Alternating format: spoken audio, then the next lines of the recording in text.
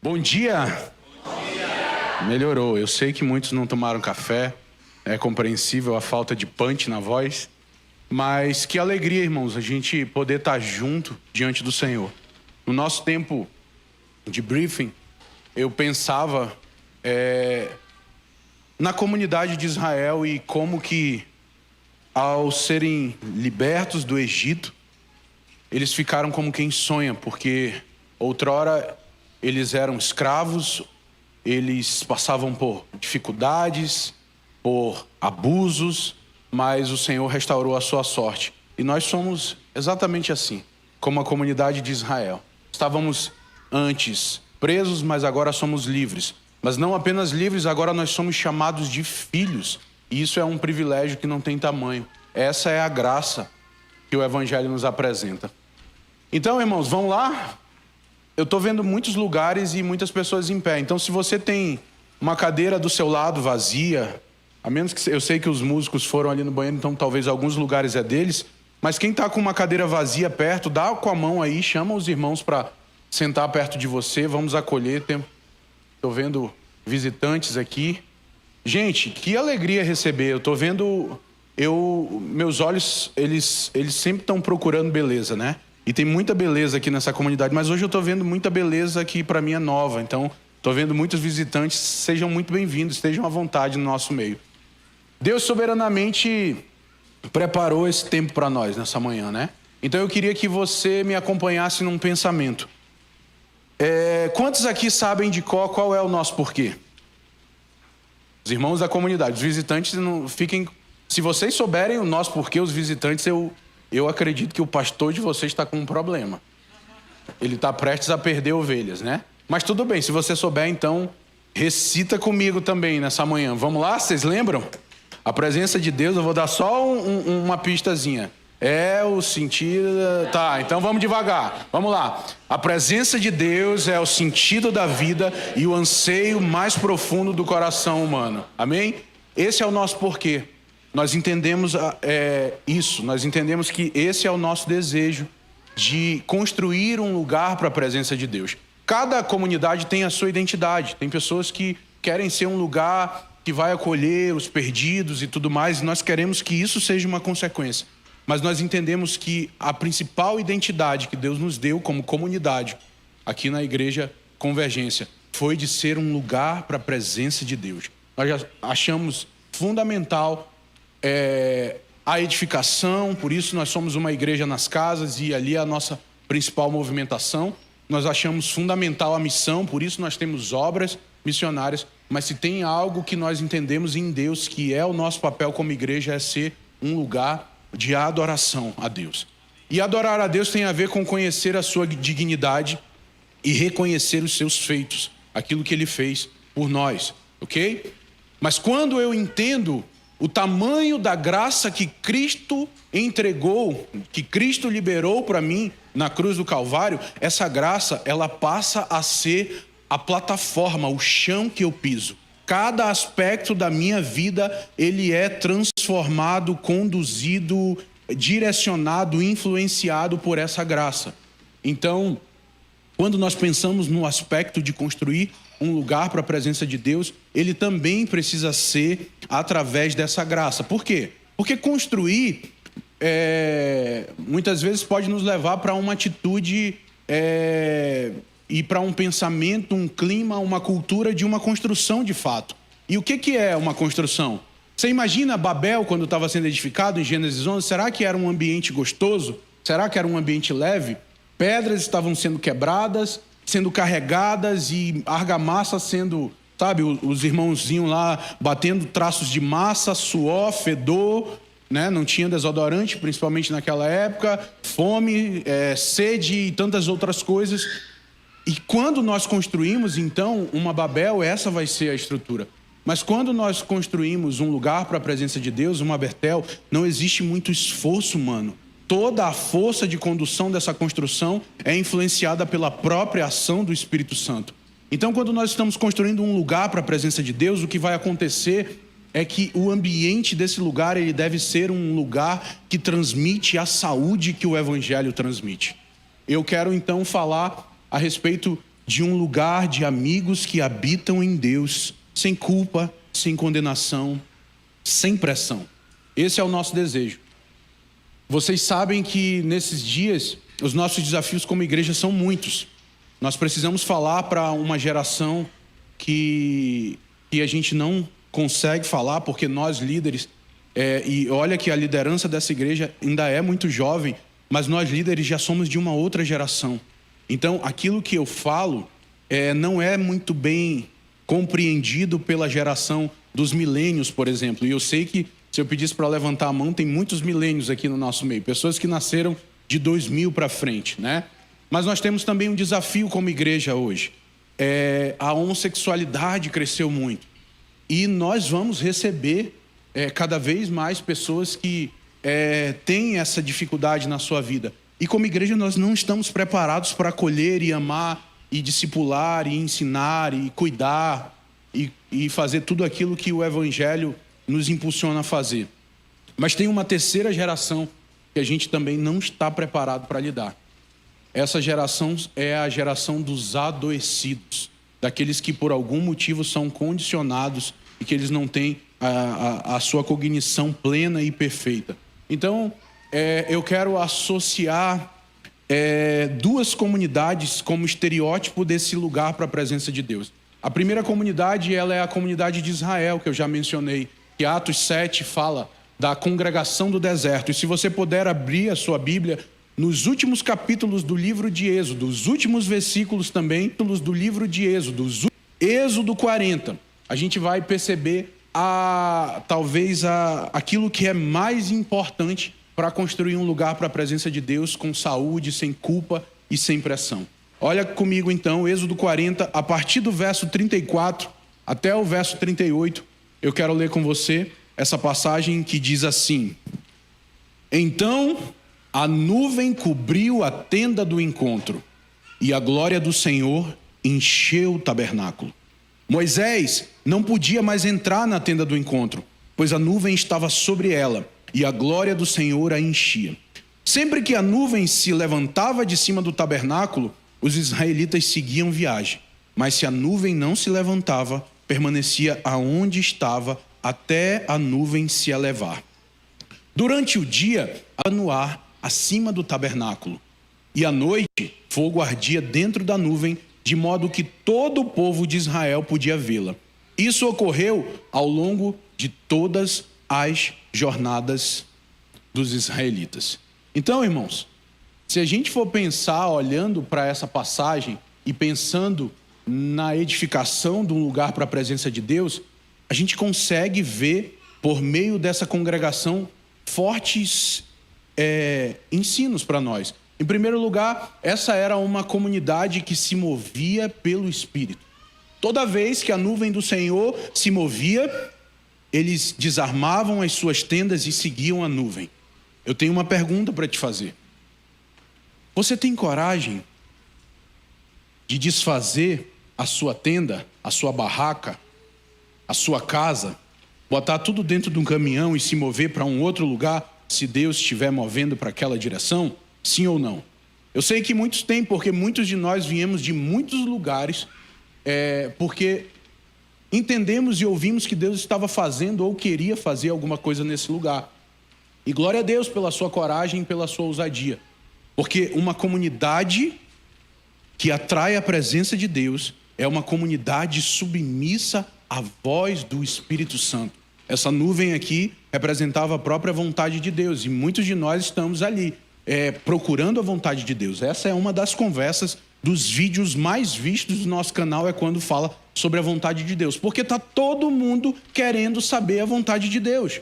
É por isso que tem tanto charlatanismo no meio cristão, no meio espírita, no Umbanda, no Candomblé e em todas as outras religiões. Porque as pessoas querem saber a vontade de Deus. Então ela diz assim, lê aqui minha mão, joga para mim búzios, tarô, ou então tem os macumbeiros gospel, né? Tem os profetas que trazem revelamento da vida das pessoas. Aí a pessoa vai lá com o irmão, a irmã do coque, Deus abençoe, fui muito abençoado por essas irmãs, são mulheres de Deus de verdade, mas as pessoas usam dessas pessoas como se elas fossem um próprio pai de santo, mãe de santo que vai trazer direções.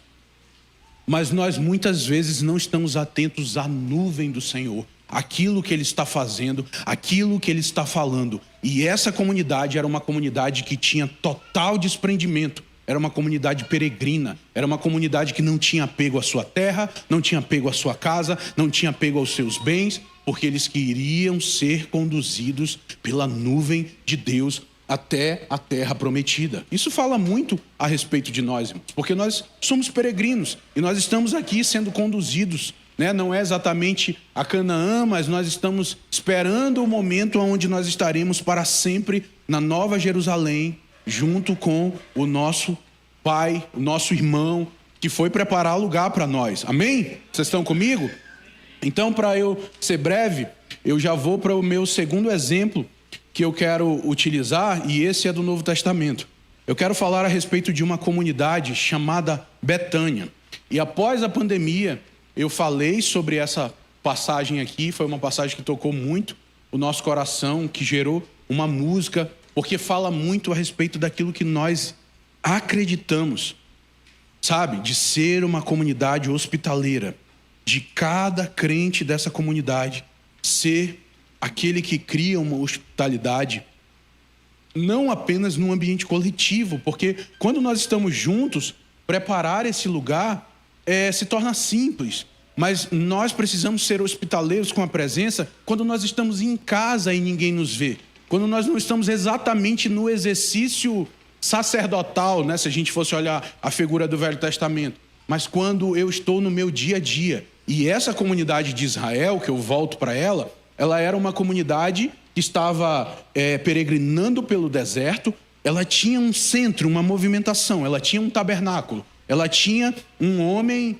ali, né, especial, um lugar especial, um dia especial, sacrifícios especiais, aonde gerava todo o movimento dessa comunidade. E legal por isso. Isso acaba sendo de alguma forma uma metáfora para os nossos dias, de pensar que a sala de oração pode ser então agora essa força centrífuga. E aí cada um de nós se muda ao redor desse prédio aqui. Eu não estou dizendo que esse prédio aqui é um prédio santo, tá? Pelo amor de Deus, até porque se eu falar um pouco mais, o Wesley joga a Bíblia dele ali em mim. Ele está bem pertinho. Mas esse lugar é um lugar que Deus nos deu para uma coisa, irmãos.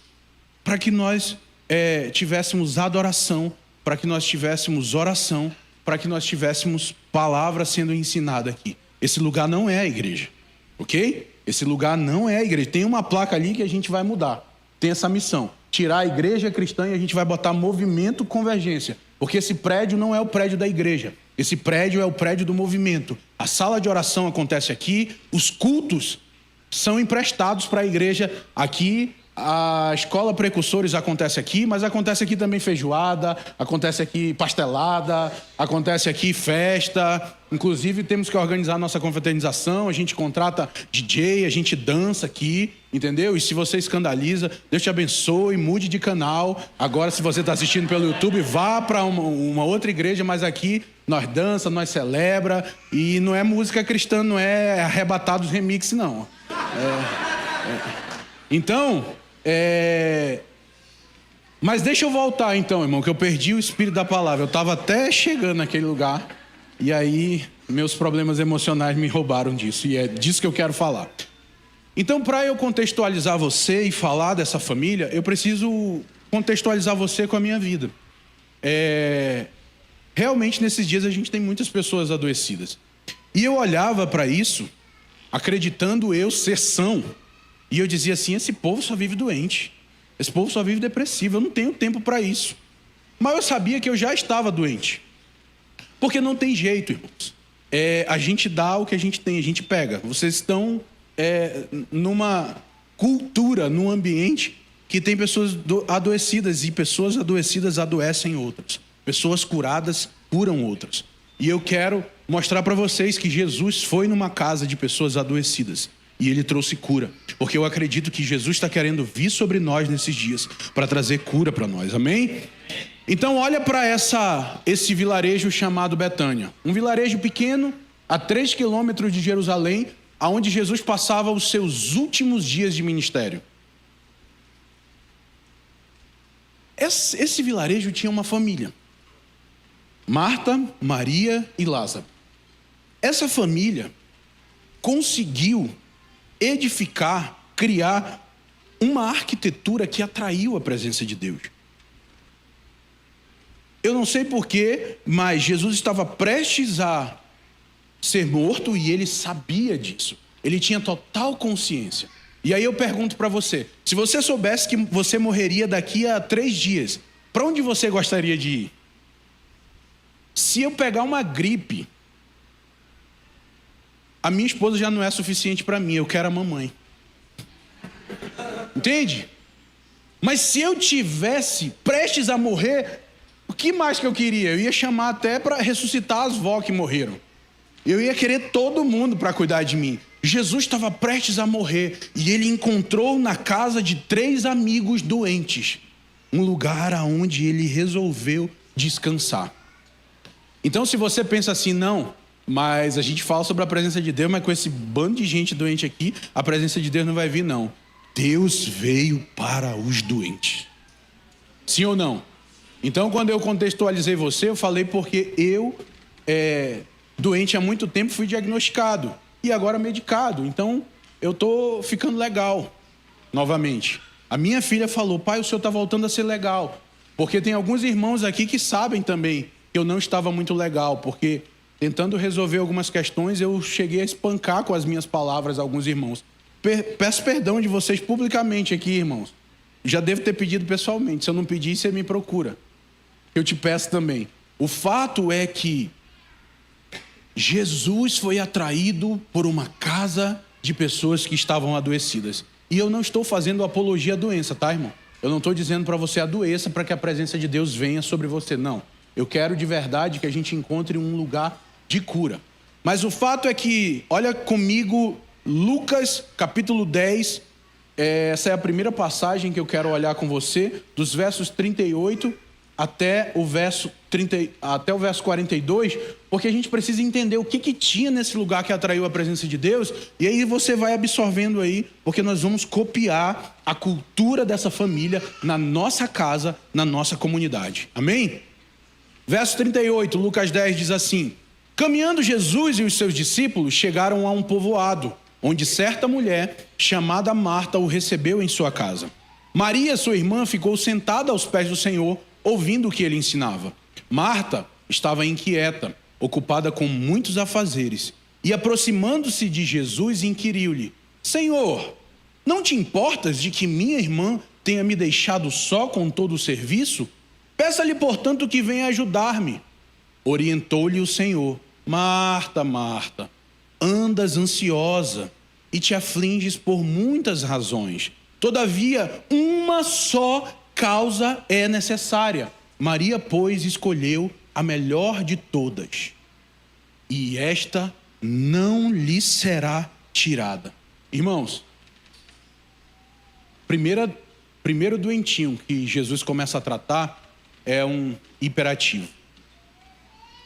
Quantos são acelerados? Quantos são hiperativos? Quantos não conseguem parar no culto, no trabalho, não conseguem focar? Irmãos, eu estou medicado, mas é difícil para mim. Porque eu entro no... o culto está rolando, eu entro na rede do som, eu começo a mexer no som, atrapalhar os meninos que estão operando, eu mexo nos ar-condicionados, eu quero saber se tem água para o pregador e eu quero botar o púlpito e zace, né? Parece o Chaves, né?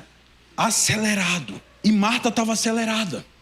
E Marta é uma pessoa muito mal falada na igreja. E eu tenho muita raiva de quem tem raiva de Marta. Porque se você tem raiva de Marta, você tem raiva de mim. Só que assim, todo mundo fala mal de Marta. E de fato Maria escolheu a melhor parte. Mas tem um detalhe. O que atraiu a presença de Jesus para aquela casa foi o convite de Marta. Marta estava preparando muitos pratos. Marta estava preparando muitas coisas. Literalmente a tradução é muitos pratos. E você sabe o que é preparar muitos pratos? Na minha casa eu sou Marta porque é genético. Eu sou filho de Marta. Entende? Minha mãe é TDAH, eu recebi esse presente. Meu sobrinho que está bem ali também herdou nele, meus filhos também. E Deus abençoe essa família para que tenha dinheiro para ir no psicólogo, no psiquiatra e comprar remédio. O fato é que esses somos nós e foi o próprio Deus que nos fez assim. E não tem problema ser assim, mas nós precisamos ouvir a voz do Senhor que diz: Marta, Marta. A voz do Senhor acalmou os mares, irmãos, a gente cantou aqui. A voz do Senhor, a mesma voz que disse haja luz, a mesma voz que disse haja firmamento, a mesma voz que disse haja homem, essa mesma voz fala a mim e a você que são inquietos no seu interior, dizendo: Marta, Marta, uma coisa só te importa, e Maria recebeu a melhor parte. Mas, irmãos, esse espírito de Marta não fala apenas de mim e de alguns aqui que se identificaram. Esse espírito de Marta fala a respeito da igreja. A igreja está muito preocupada em fazer muitas coisas. A igreja se torna muito pragmática e pouco dogmática, pouco devocional, pouco entregue ao Senhor. Eu vou em lugares, irmãos, onde a comunidade está se formando e os irmãos estão se sentindo condenados porque não tem um orfanato, porque não tem uma casa-abrigo, porque não tem uma casa de recuperação. E todas essas coisas são maravilhosas. Mas o próprio Deus está dizendo: uma coisa só é necessário. E Maria escolheu a melhor parte. Irmãos, Davi foi um homem de muitas coisas. Guerra, mulheres e um monte de problema. Mas um dia, Davi teve esse encontro com a presença. E ele disse: uma coisa pedi, e eu buscarei, que eu possa habitar todos os dias no teu santo templo, para contemplar a tua glória, para inquirir, né? Ele queria conhecer o Senhor. Entende? Uma coisa é necessária: conhecer o Senhor. Receber alguém não tem a ver com os muitos pratos. É maravilhoso pessoas que têm hospitalidade. É muito bom chegar numa casa onde as pessoas se prepararam para te receber, onde a mesa está posta, onde a comida está pronta. É legal receber de qualquer jeito, irmãos. Eu gosto de ser recebido de qualquer forma. Mas se eu chegar junto com você hoje, depois de um culto de domingo, e você vai botar a mesa, vai preparar a comida, eu vou curtir sua presença. Entende? Mas uma coisa só depois do culto de domingo me é necessária: é bandar um frango no meio e comer ele todinho. Entende? E aí eu vou ficar ali esperando. Mas quando você chega num lugar que está tudo preparado para você, você diz uau. Entende? E o que acontece é que Jesus está querendo nos visitar com a sua presença, mas nós muitas vezes estamos, girando muitos pratos, preparando muitos pratos, e Ele está querendo uma única coisa. Então, hospitalidade foi algo que essa família demonstrou. Mas, vai comigo agora para João. Muda de carta e vai para João. Eu vou ler bem salteado, para a infelicidade das irmãs da projeção. João 11, eu vou ler dos versos 3 ao 6, depois eu vou ler o 11, depois eu vou ler do 20 e 21, depois o 32, depois o 35, tu quer anotar? 11, do 3 a 6. Depois só versos, tá? Verso 11, verso 20 e 21, verso 32, verso 35 e versos 39 a 44. E aí eu acho que eu acabo os exemplos dessa família. Não, depois eu vou usar João 12 também para finalizar. Então eu vou ler. Vamos lá. João 11, do verso 3 ao 6. Diz assim: mandaram-lhe, pois, suas irmãs dizer: Senhor, eis que está enfermo aquele que tu amas. E Jesus, ouvindo isso, disse: essa enfermidade não é para a morte, mas para a glória de Deus, para que o Filho de Deus seja glorificado por ela. Ora, Jesus amava Marta e a sua irmã e a Lázaro. Quando ouviu, pois, que estava enfermo, ficou ainda 2 dias no lugar onde estava. Vocês sabem do que está falando aqui, né? Lázaro estava doente e as irmãs mandaram avisar Jesus. Repara nesse diálogo, eu vou para o verso 11. Jesus soube que ele estava doente, mas ele disse: não é para a morte, é para a glória de Deus. Verso 11. Assim falou e depois disso disse-lhes: Lázaro, o nosso amigo dorme, mas vou despertá-lo do sono. Verso 20. Ouvindo, pois, Marta que Jesus vinha, saiu-lhe ao encontro. Maria, porém, ficou assentada em casa. O que aconteceu? A hiperativa sai correndo para encontrar com Jesus. A que aprendeu a estar aos pés de Jesus, disse assim: o soberano está vindo aí, e eu vou ficar aqui descansando. No verso 21 disse, pois, Marta a Jesus. Se eu vou ler no tom que eu leio aqui, tá bom? Verso 21, Marta já tinha falado abusada com Jesus. Ela já tinha esculhambado Jesus porque Jesus não esculhambava Maria, né? Mas agora ela foi além. Senhor, se tu estivesse aqui, meu irmão não teria morrido. A hiperativa, que quer as coisas no seu tempo e não recebe, se ofende com Deus e fala com Deus como se ele fosse alguém que servisse ao seu próprio desejo. Aí no verso 32 diz: tendo, pois, Maria chegado aonde Jesus estava e vendo, lançou os seus pés, dizendo, em outro tom, mas também acusou: se tu tivesses aqui, meu irmão não teria morrido. Sabe o que é engraçado, irmãos? É que Jesus já sabia, adormeceu a mão aqui, Jesus já sabia que Lázaro morreria, mas ele disse que a morte não era para a morte, mas era para a glória de Deus. E aí, claro, as irmãs desesperadas vão até Jesus, o acusam de demorar muito. Eu não sei se isso faz sentido para você, irmãos, mas quantas vezes nós estamos pedindo uma intervenção divina, e às vezes essa intervenção fala a respeito de uma cura, às vezes essa intervenção fala a respeito de uma libertação, às vezes essa intervenção fala a respeito de benefícios financeiros, fala de saúde de entes queridos, fala de bens materiais, e quando essas coisas não ocorrem no tempo que eu desejo, o meu comportamento natural é acusar o próprio Cristo de não me servir como eu mereço.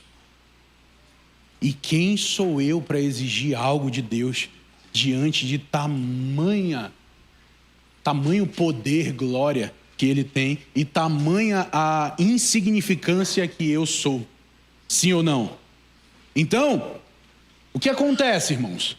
Lázaro morreu, Jesus sabia que ele ia morrer, Jesus também sabia que ele ia ressuscitar, mas antes de ressuscitar, ele participa da dor.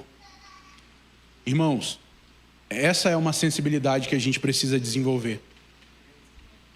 Porque se sou eu que sou acusado no meio do caminho, irmãos, eu já ia tufar meu peito e chegar arrogante, dizendo assim: vocês estão me acusando? Peraí. E aí eu brinquei num lugar que eu falei essa palavra. Eu não ia dizer Lázaro sai para fora, eu ia dar tipo aquela magia do Street Fighter, sabe? Eu ia dar um Hadouken assim, Hadouken, tipo assim, para ele sair do... que eu queria aparecer, porque eu queria mostrar o meu poder, porque esses somos nós, né? Mas Jesus chorou e participou da dor daquela família. E aí no verso 39 disse Jesus: tirai a pedra.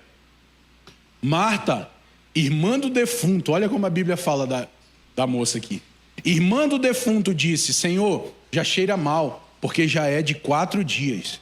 Disse-lhe Jesus, no verso 40, não te tenho dito que se creres verás a glória de Deus? Verso 41, tiraram, pois, a pedra de onde o defunto jazia. E Jesus, levantando os olhos para cima, disse: Pai, graças te dou por me haveres ouvido. Eu bem sei que sempre me ouves, mas eu disse isso por causa da multidão que está em redor, para que creiam que tu me enviastes. E aí no verso 43, tendo dito isso, clamou com grande voz: Lázaro, sai para fora. E o que fora defunto saiu, tendo as mãos e os pés ligados com faixa e o seu rosto envolto num lenço. Disse-lhe Jesus: desligai-o e deixai-o ir. E disse: onde o pusestes? Disseram, estou no verso, não, até o verso 44. Desligai-o e deixai-o ir. A gente para por aqui. Então, irmãos, nesse segundo encontro, a gente percebe o segundo membro da família, que era um amigo de Jesus. De verdade, ele era um amigo de Jesus, mas ele era um amigo fraco. A fraqueza o tomou de tal forma que ele morreu. Se eu fosse utilizar uma das doenças dos nossos dias, eu diria que ele é o deprimido. Ele é alguém que vai morrendo, vai perdendo a vida, vai entristecendo, de tal forma que quando você menos espera, é só cavar a cova e jogar lá, porque já não tem mais o que fazer, porque já cheira mal há muito tempo. Não é muitas vezes assim que a gente lida com o depressivo? Nossa, já cheira mal há muito tempo, eu não aguento mais estar perto. Cara, é incrível, mas é exatamente assim que muitas vezes a gente lida com os nossos irmãozinhos fracos, deprimidos. Mas não foi isso que Cristo fez. Jesus foi até eles. Jesus foi até ele e o chamou para fora. E é isso que nós devemos fazer. Sabe, o ambiente da presença de Deus é um ambiente onde tem cura, amor, acolhimento, aceitação. Mas eu quero falar do terceiro encontro e eu não falo mais de encontro nenhum. João, capítulo 12. Foi essa passagem que há uns 3 anos atrás eu falei aqui. Diz assim, João 12, do verso 1 ao verso 7, tá? 6 dias antes da Páscoa, Jesus foi para Betânia, onde estava Lázaro, que havia morrido, ou seja, o deprimido curado, e fora ressuscitado dentre os mortos. Então, ofereceram-lhe um jantar. A hiperativa servia, enquanto o depressivo era um dos convidados. Sentado à mesa de Jesus, a dependente emocional pegou uma libra de bálsamo de nardo puro, um óleo perfumado muito caro, e ungiu os pés de Jesus e os enxugou com os seus cabelos. Ai de mim, né, que estou mudando uma vírgula na palavra, né?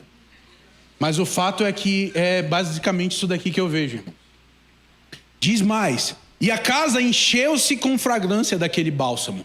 Mas um de seus discípulos, Judas Iscariote, filho de Simão, esse daqui ele era o quê? Esse daqui ele era... como é que é o nome daquela doença que dá uma dupla... não é bipolar não, também não, é muito além, a gente chama, o louco é isso aí, como é que é o nome do... esquizofrênico. Esse daqui era o esquizofrênico, é um nível mais pesado, né? Então, Judas Iscariote, filho de Simão, que mais tarde iria traí-lo, objetou: por que esse bálsamo perfumado não foi vendido por 300 denários e dado aos pobres? Ele não disse isso por se importar com os pobres, mas porque era ladrão, sendo responsável pela bolsa de dinheiro, frequentemente tirava o que nela era depositado. Mas Jesus respondeu: deixa em paz, pois para o dia da minha sepultura foi que ela guardou isso. Então, irmãos, vamos extrair algumas coisas dessas passagens. A primeira coisa, Deus ama a amizade. Deus ama o ambiente da família.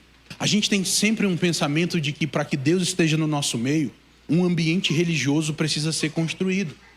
Então a gente está aqui brincando com os amigos e a gente falando com os amigos. E isso é antigo, irmão. O próprio Pedro foi exortado por Paulo, porque ele estava ali comendo um presuntinho, né, com os gentios, e de repente chegou os judeus, ele correu para tentar escovar o dente para sair o cheiro de presunto da boca, porque isso escandalizaria os outros. Mas a gente é bem assim, a gente está bem à vontade com os nossos amigos, rindo, contando piada, ouvindo uma música e tudo mais, e aí chega um religioso, chega um presbítero da igreja, você já muda assim: Senhor meu Deus e meu Pai, nós entramos na sua presença. Não é assim? O religioso, ele não tem esse tipo de comportamento. Eu falo assim, mas na hora de orar, eu preciso orar assim. A gente vai criando uns estereótipos religiosos para relacionar com Deus, acreditando que Deus é tão digno, que eu não posso chegar do jeito que eu estou. Eu preciso me lavar para chegar na presença dele. E aí eu me lavo da sujeira da religiosidade. Quando na verdade eu deveria me banhar na graça de Cristo e lembrar que eu não sou digno mesmo de estar na presença de Cristo, mas que Cristo, por sua graça, nos deu dignidade e por isso nós podemos nos achegar a Ele como Ele é e como eu sou. Entende? Mas o fato é que o que a gente também consegue extrair disso é que a nossa casa é um lugar para a presença de Deus. E é por isso que a gente acredita tanto em igreja nas casas. É muito comum a gente falar sobre avivamento e ver a presença de Deus nos ambientes de culto. Mas isso deve ser algo que, em cada reunião caseira, cada um de nós deve chegar com esse propósito. Será que hoje Ele vem nos visitar? Entende? E é por isso que na sexta-feira de manhã, na verdade na segunda-feira eu já deveria pensar, sexta-feira eu tenho um compromisso com os meus irmãos e eu preciso me alimentar de Cristo para ter algo de Cristo para compartilhar com eles naquele dia. Nesses dias de doença, uma das coisas que mais me deixou mal, não é que me fez mal, mas é que me deixou mal, é porque parece que o que eu perdi, eu sentia o amor de Deus e a graça de Deus em todo o tempo sobre mim, mas eu não conseguia me conectar com Deus. Eu não conseguia orar, eu não conseguia ler a Bíblia, eu não conseguia fazer nada. E aí quando chegava nos dias de reunião, eu dizia, me perdoe, irmãos, eu não tenho nada de Cristo para dar, porque eu me sentia inapto. Mas isso é fruto dessa própria religiosidade. Porque talvez nas minhas dores, no compartilhar da minha dor, pode gerar também edificação e cura naquele que sofre ou naquele que está bem, gratidão por dizer, obrigado, Senhor, porque eu não estou ferrado igual esse irmão aí, né? O fato é que comunidades sacerdotais, uma comunidade que quer construir um lugar para a presença de Deus, elas são comunidades que se juntam por essa causa, irmão. E isso é muito importante ser dito, porque nós estamos aqui em Montemor, nós estamos em Campinas, nós estamos em Piracicaba, nós estamos em Indaiatuba, nós estamos em Salto, e constantemente, porque as pessoas assistem os cultos, porque elas seguem o Ângelo, seguem a Carol, elas vêm aqui dizendo, nossa, essa é a igreja que eu queria viver. Eu te adianto, provavelmente não é não, irmãos. Não é de verdade, porque não é fácil viver essa igreja que a gente está querendo viver. Não é fácil relacionar. Por quê? Porque num culto como esse, irmãos, as nossas doenças não afetam os outros sãos do nosso meio. Mas quando nós resolvemos relacionar e viver nessa cultura de igreja nas casas, não tem jeito. A sua dor vai de alguma forma gerar dor em mim. Sabe? O seu desequilíbrio, o seu descontrole, a sua condição, a sua patologia, ela pode me adoecer. E aí o ponto é isso mesmo que a gente está falando? De viver vida na vida? Porque quando a gente pensa em vida na vida, a gente pensa muito uma coisa colorida, assim, tipo os ursinhos carinhosos, onde tudo é belo, estrelinhas e corações. Mas na verdade, se a gente fosse comparar com qualquer coisa da ficção, seria muito mais um filme de terror, tipo Jason, sabe? É carne sendo cortada para o lado, é sangue voando para o outro. Isso é a vida da igreja. E não é isso que a gente está querendo viver. Mas é isso que Deus propôs para nós. Nós precisamos da comunhão, mas a comunhão muitas vezes é você colocar a sua carne na mão do outro para que o outro corte a sua carne. E sabe do que eu estou falando? De uma figura do Velho Testamento chamada circuncisão. Você sabe o que é a circuncisão, né? Circuncisão é basicamente o homem pegar as vergonhas dele, você sabe o que é vergonhas? A genitália. Colocar na mão de um outro homem. O homem apoia a genitália dele numa pedra, vem com uma pedra afiada e uma outra pedra pesada e ele dá um corte assim, ó, pá, na pontinha da genitália dele, para que a carne dele seja cortada. Só que o que acontece? É que ou nós não cortamos a carne, ou às vezes nós cortamos de uma forma tão profunda que a gente castra a pessoa. E agora eu estou gostando de ver a cara, porque eu gosto da reação, né? Vocês estão com nojo. Isso é a verdadeira comunhão. Isso é a verdadeira igreja. Vamos juntos? Aí você pensa, não, peraí, eu preciso pensar um pouquinho, né? O fato é que uma comunidade sacerdotal vai ter sacrifício, vai ter dor. Por quê? Porque nós queremos a presença. Bom, eu sei que a gente pode chegar a Deus da forma que nós somos. Você não precisa se lavar para chegar nele. Ele está pronto a te receber. E tudo bem se você é, como eu, uma Marta ansiosa, apressada. Mas se você ouvir a voz do Mestre, a cura virá sobre você. Tudo bem se você é como Lázaro. Você é fraco, doentinho, depressivo, mas se você se achegar a Jesus, você vai ter um encontro com a verdadeira ressurreição. Tudo bem se você é como Maria. Ivo, por que você acusou Maria de dependente emocional? Vou falar a minha heresia pessoal. E aí, graças a Deus, eu não estou na internet, então eu não tenho haters. E eu não vejo os comentários das pregações no nosso canal, mas o pessoal vai ficar chateado. Pessoal, fica à vontade. Maria, ela derramou um óleo aos pés de Jesus. Aquele óleo era um óleo muito valioso.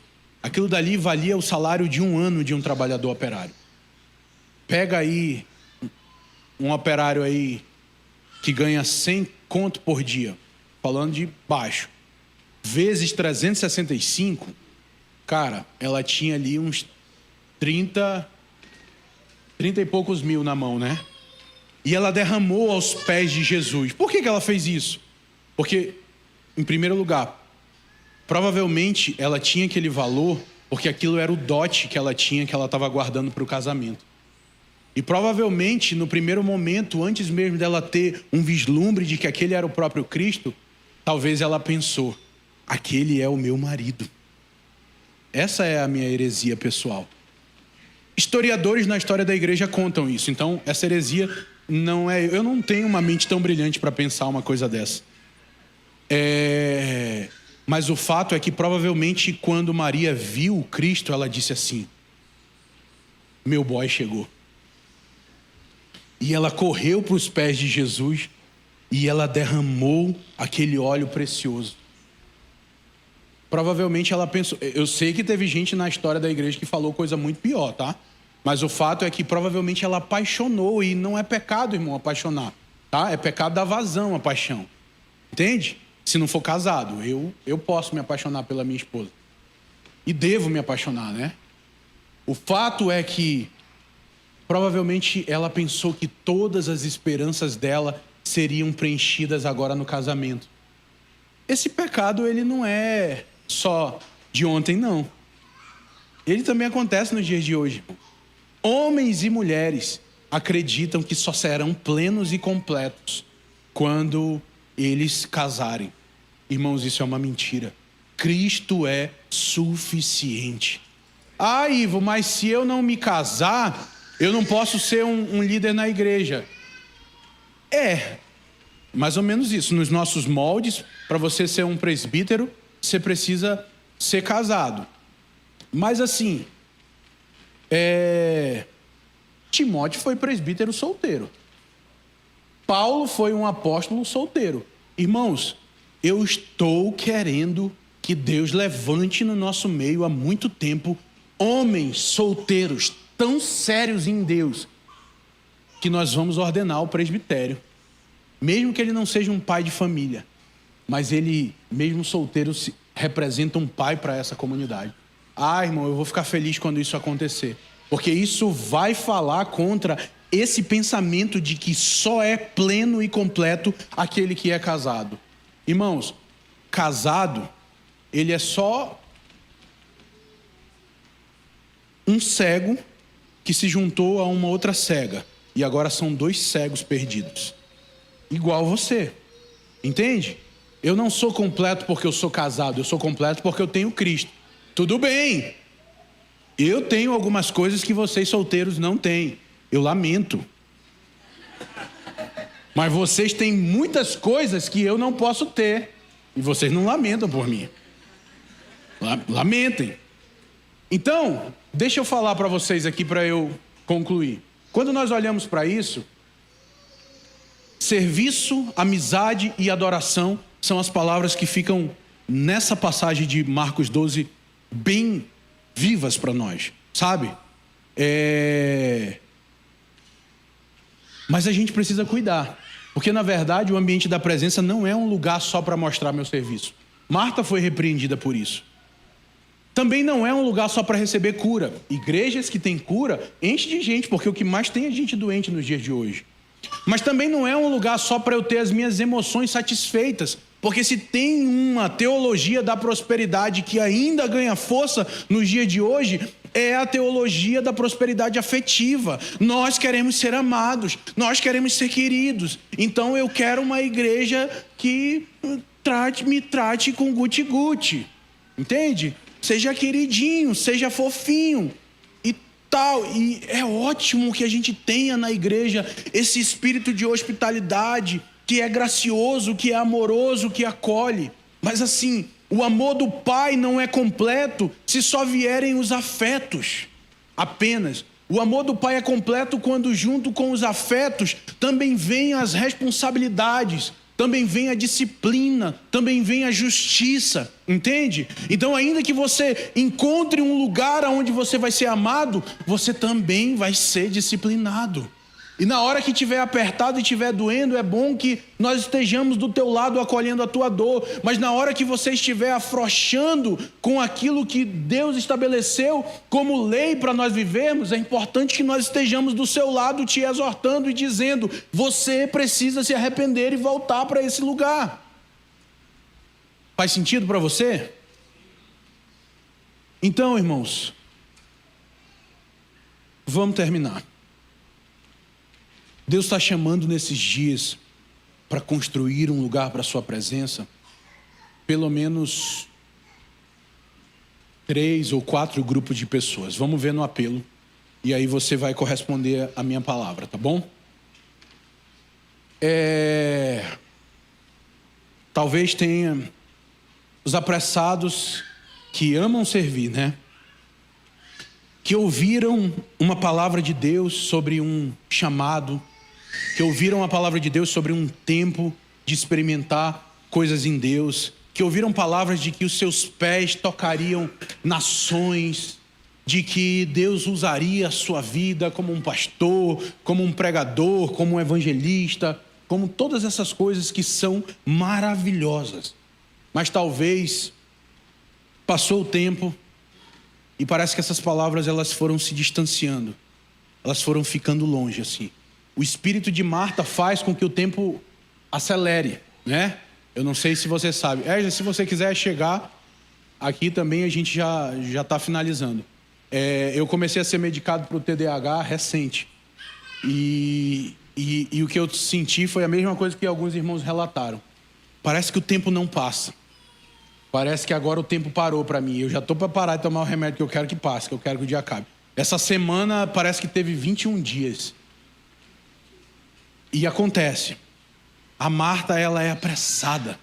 E ela quer que as coisas aconteçam rápido. E na medida que as coisas não acontecem, o sentimento de frustração começa a dominar. E talvez você já até desistiu das palavras que Deus liberou para você. Eu acho que isso não vai mais acontecer comigo não. Talvez essa palavra é para fulano, para Beltrano, para mim não. Isso faz sentido para alguém aqui? Faz? Levanta a sua mão se faz sentido para você. Tá, então eu vou te pedir para você ficar de pé. Eu vou pedir para todo mundo ficar de pé, não se constranja não, tá? Junta comigo, eu sou dessas aí, tá? Então fica de pé.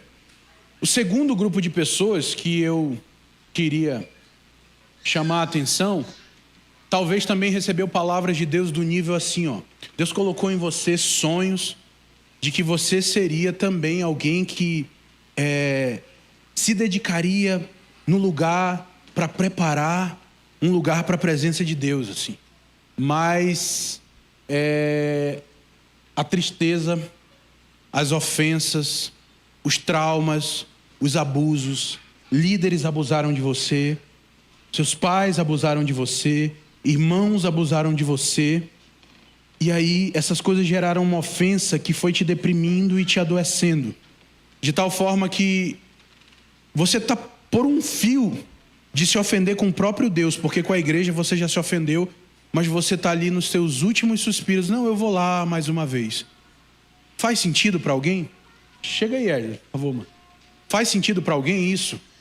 Você sente que abusaram de você, ou você se sente deprimido por algum motivo, tem uma dor no seu interior que não cessa. Faz sentido isso para alguém? Levanta a mão aí. Fica de pé também, então, você. Se junta a nós aqui, se faz sentido isso para você. Terceiro grupo de pessoas que eu quero falar são pessoas que receberam de Deus dons, que receberam de Deus talentos, que receberam de Deus recursos, sabe? Que tem muita coisa a oferecer, mas que talvez a mesma fonte do tesouro te roubou, de tal forma que você não consegue oferecer o seu recurso a Deus. Você não consegue colocar diante dele. Você quer crescer em entrega, você quer crescer em generosidade, você quer ter mais tempo para receber os irmãos, mas você diz, vai me incomodar. Você quer doar mais daquilo que você aprendeu, que você tem, que você recebeu de Deus, que você estudou, mas você diz assim, eu acho que é melhor eu cuidar da minha vida, da minha casa, dos meus filhos ou de qualquer coisa. Faz sentido para alguém? Levanta a mão aí também. Se você perdeu os seus sonhos e você quer que os sonhos sejam ressuscitados.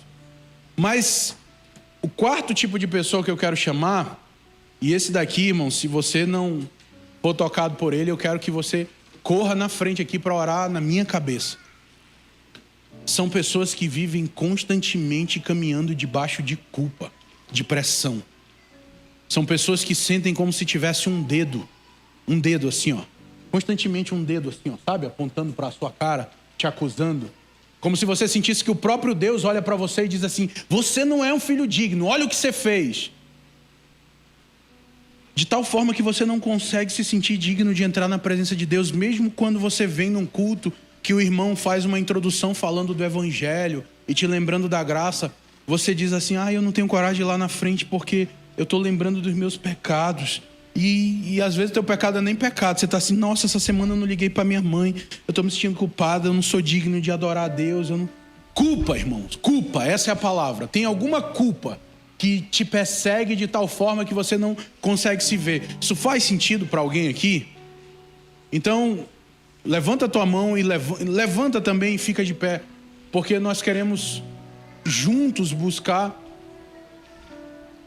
ter uma visão, um vislumbre do próprio Cristo ressurreto que habitou na casa de Betânia, para que ele venha e habite nessa manhã esse lugar, para que você tenha uma experiência de uma teofania, de sentir que tem anjos caminhando do seu lado, de você sentir homens de branco circulando esse lugar e dizendo para você que os seus sonhos que morreram serão ressuscitados por ele, porque ele quer derramar sobre você o rio da graça mais uma vez. Senhor, nós estamos aqui, Pai. Somos as Martas, os Lázaros, as Marias. Hiperativos, desatentos, depressivos, entristecidos, ofendidos, machucados, apodrecidos. Achamos que já cheiramos mal, Senhor.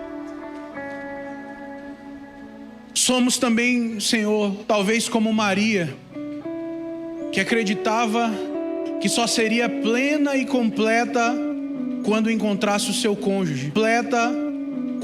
Mas um dia, as Martas, os Lázaros, as Marias tiveram no ar, acima do... aplanou os vales. A sua presença aterrou os vales, aplanou os montes. A sua presença curou a depressão. A sua presença desacelerou o acelerado. A sua presença trouxe descanso e vida ao cansado. A sua presença supriu o necessitado. A sua presença é tudo que nós precisamos. E o que nós queremos nessa manhã é um encontro com a sua presença. Se você quer mais do Senhor, você pode sair do seu lugar. Vamos buscar junto a presença mais um pouco.